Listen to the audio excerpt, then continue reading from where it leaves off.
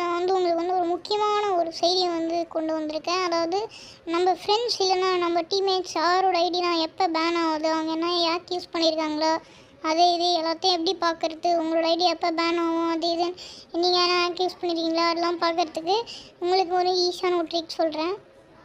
அந்த ட்ரிக்கை பார்க்குறதுக்கு முன்னாடி நம்ம சேனலுக்கு ஒரு லைக் அல்லது சப்ஸ்கிரைப் எதனா ஒன்று பண்ணிடுங்க ப்ளீஸ்.